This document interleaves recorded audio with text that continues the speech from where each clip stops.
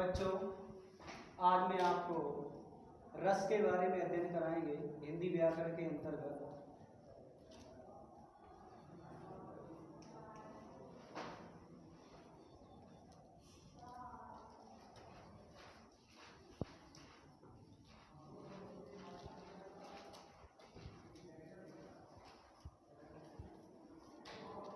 रस का अर्थ है स्वाद लेना या चखना। परिभाषा है इसकी,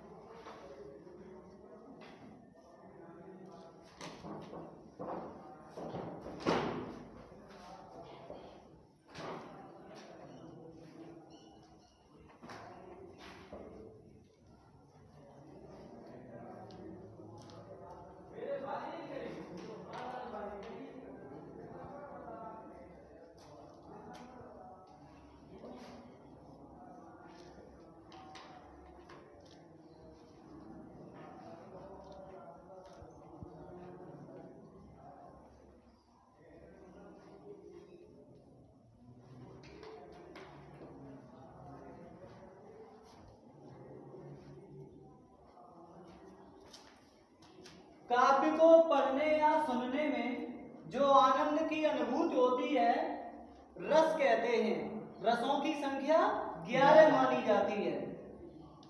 नोट भी करना है आपको साथ ही साथ।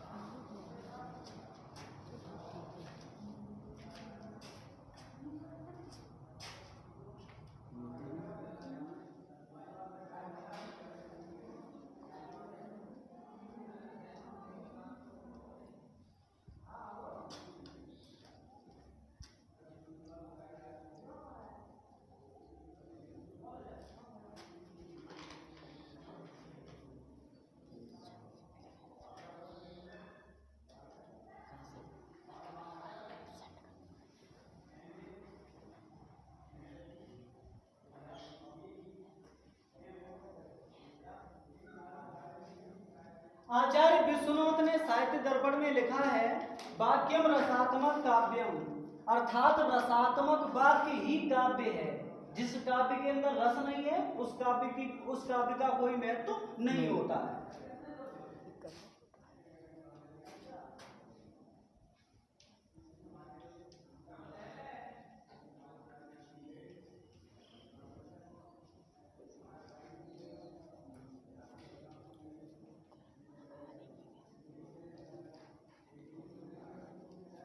रसात्मक वाक्य ही काव्य है। ये आचार्य विश्वनाथ ने साहित्य दर्पण में परिभाषा दी है।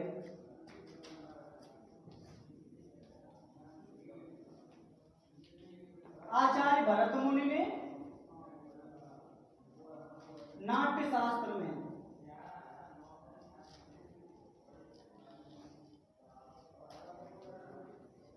रस की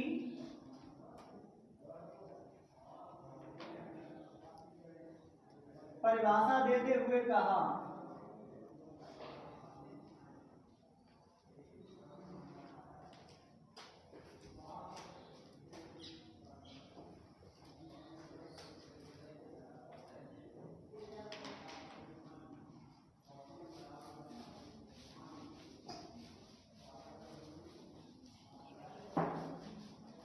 भरत मुनि की परिभाषा है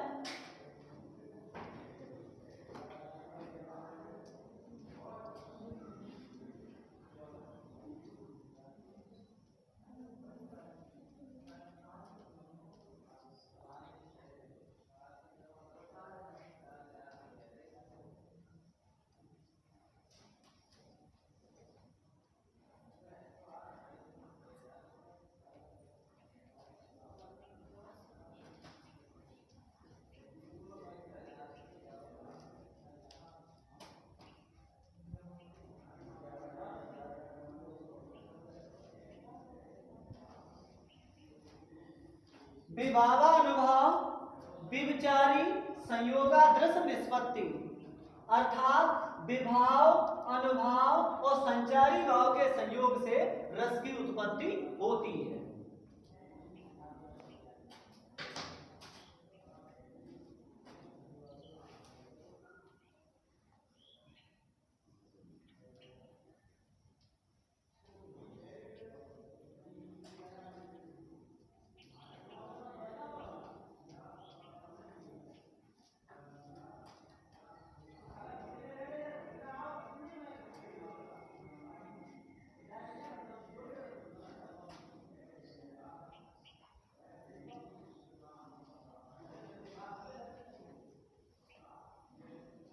विभाव, अनुभाव और संचारी भाव से रस की उत्पत्ति होती है।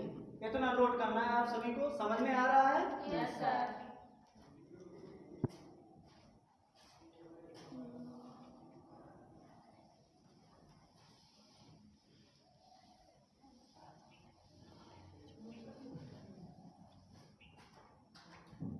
चार पॉइंट आते हैं इसमें। विभाव,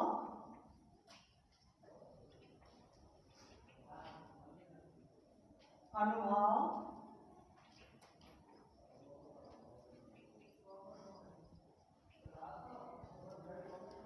संचारी भाव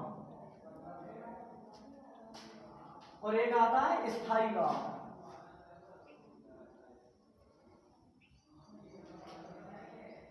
ये आता है।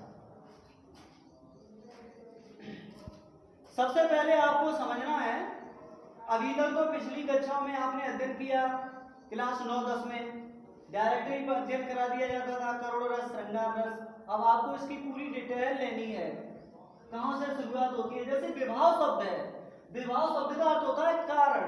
क्या अर्थ होता है? कारण। यानी जिसके कारण हृदय में स्थायी भाव उत्पन्न होते हैं, जिसके कारण हृदय में स्थायी भाव उत्पन्न होते हैं, उसे ही तो विभाव कहते हैं।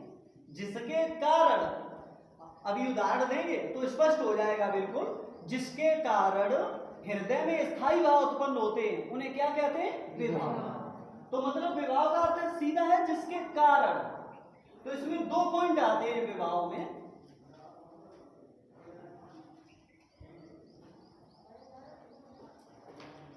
एक आता है आलम्बन और एक आता है उद्दीपन। दो पॉइंट आते हैं विभाव के अंतर्गत। एक आता है आलम्बन और एक आता है उद्दीपन। अब हम बात ये करते हैं आलम्बन क्या है और उद्दीपन क्या है। आलम्बन का मतलब होता है कि जिसके मन में स्थायी भाव उत्पन्न होते हैं, जिसके मन में स्थायी भाव उत्पन्न होते हैं उसे क्या कहेंगे? आलम्बन। और उद्दीप, और इसमें एक और आता है आश्रय। और आश्रय उसको कहेंगे जिसके कारण स्थायी भाव उत्पन्न हुए थे। दोनों पॉइंटों को आप समझने का प्रयास करेंगे। आलम्बन का तो मतलब हुआ कि जिसके हृदय में स्थायी भाव उत्पन्न होते हैं, और आश्रय का अर्थ हुआ जिसके कारण। जिसके कारण। एक इसका उदाहरण है कि पुष्पित उपवन में, समझने की कोशिश करें, जिसमें पुष्प खिले हुए हो। पुष्पित उपवन में शकुंतला को देखकर दुष्यंत के मन में प्रेम का भाव जागृत होता है, रति का भाव जागृत होता है। एक पुष्पित उपवन में शकुंतला को देखकर दुष्यंत के हृदय में रति का भाव उत्पन्न होता है। तो आप इसमें समझेंगे आलम्बन कौन हो गया? दुष्यंत। आलम्बन कौन हो गया? दुष्यंत। क्योंकि दुष्यंत के ही अंदर तो स्थायी भाव उत्पन्न हुए। और आश्रय हो गई है यहाँ पर शकुंतला, क्योंकि शकुंतला के कारण ही रति भाव उत्पन्न हुआ, प्रेम का भाव उत्पन्न हुआ। तो यहाँ पर आश्रय हो जाती है शकुंतला और आलम्बन हो गया दुष्यंत। अब तो ये बात स्पष्ट हो गई होगी बिल्कुल। और उद्दीपन का मतलब ये होता है कि जिसके कारण भाव बहुत ही उद्दीप्त हो जाते हैं, भाव बहुत तेजी पकड़ लेते हैं, उद्दीप्त हो जाते हैं, बहुत ज्वलनशील हो जाते हैं, बहुत आगे तेजी के साथ बढ़ जाते हैं, उसे हम कहते हैं उद्दीपन। तो ये प्रक्रिया समझ में आ गई है आपके विभाव? बोलो बच्चों। बहुत अच्छा, यही चाहता हूं। अब अनुभाव। अनुभाव को समझिए। अनुभाव में 4 पॉइंट आते हैं।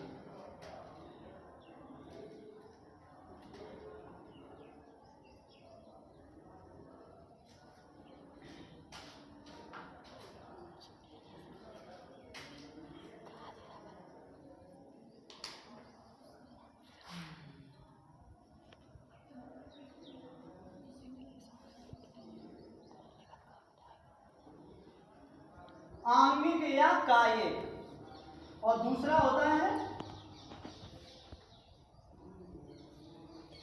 मानसिक।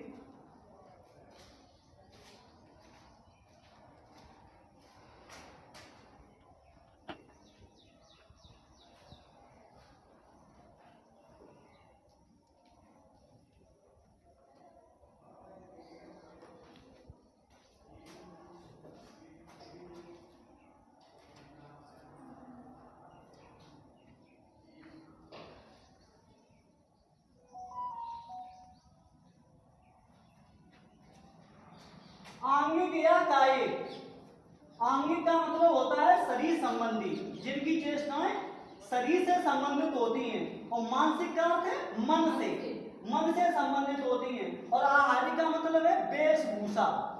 कुछ लोग होते हैं अलंकारों से, आभूषणों से, वेशभूषा से भी अपनी छवि को प्रदर्शित करते हैं, तो उनका संबंध आ जाएगा। आहारी का अर्थ आप ले लो वेशभूषा से। और सात्विक का मतलब होता है सात्विक, सत्य की भावना से, सत्वों की भावना से। लेकिन एक बात बताऊं, जो ये सात्विक भाव होते हैं, इन पर हमारा आपका कोई बस नहीं चलता। जो सात्विक भाव होते हैं, इन पर हमारा आपका कोई बस नहीं चलता। कहने का मतलब क्या है कि जितने भी लोग हैं संसार में, ये सात्विक भाव सबके अंदर प्रकट होते ही होते हैं, इन्हें कोई रोक नहीं सकता। जैसे में उदाहरण देंगे तो उदाहरण के द्वारा आप समझ लेंगे कि वाकई में ये भाव सबके अंदर होते हैं। अनुभाव में सात्विक, इनमें 8 की संख्या आती है। जैसे कि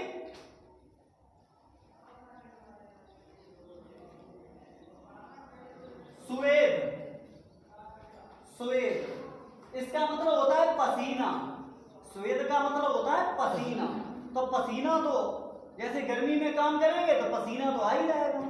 तो बताओ पसीना पर हमारा आपका कोई बस है? आएगा तो आएगा ही। तो ये ऐसे भाव होते हैं जिन पर हमारा आपका कोई बस नहीं होता। और एक इसमें है कंप या कंपन है ना। जैसे है किसी को देखकर भयभीत, किसको देखकर कांप जाते हैं, तो ये भी होगा, ये भी भाव ऐसा है। और इसका अगला आता है रोमांच। जैसे कोई प्रसन्नचित्त वातावरण में हो तो शरीर प्रसन्न हो जाता है एकदम, तो रोमांचित भी होते हैं सभी। तो इसी तरीके से आगे चले जाएंगे।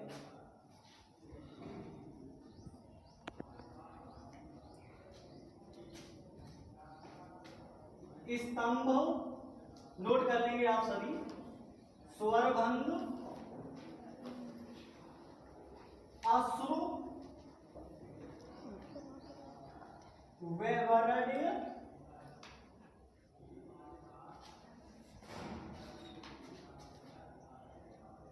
और प्रहलाद।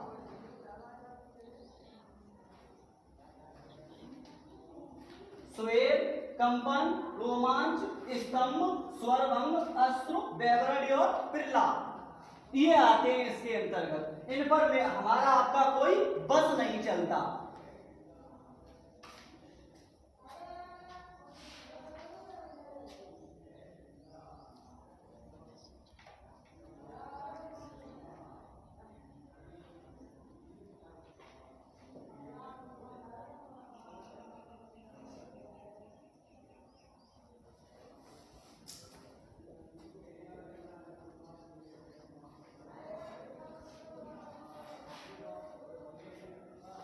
कर लिया नोट आप सभी ने?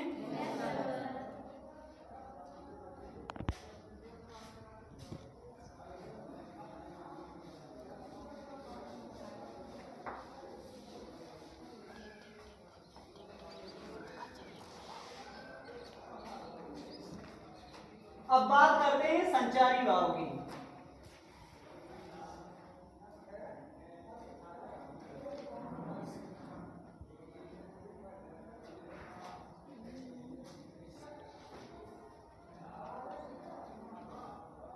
इसकी परिभाषा है जो भाव स्थायी भाव को प्रकट करते हैं, जो भाव स्थायी भाव को प्रकट करते हैं उन्हें हम संचारी भाव कहते हैं। जो भाव स्थायी भाव को प्रकट करते हैं उसे हम संचारी भाव कहते हैं।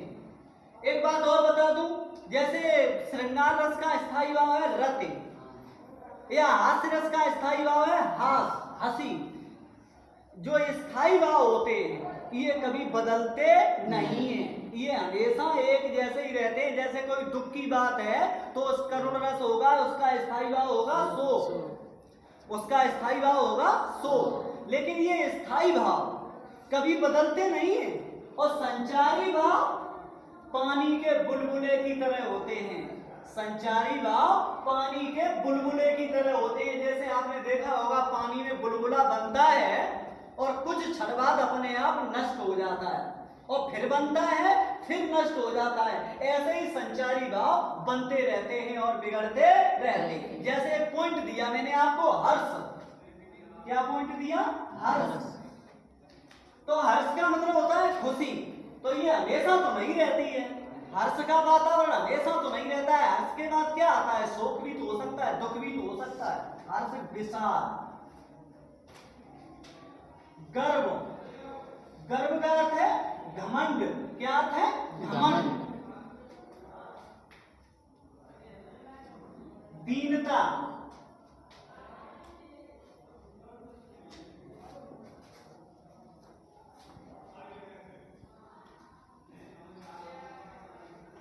मरण, स्वप्न, शंका। अब समझो मृत्यु भी हमेशा नहीं होती रहती है, स्वप्न भी कभी आता है स्वप्न और कभी नहीं आता है।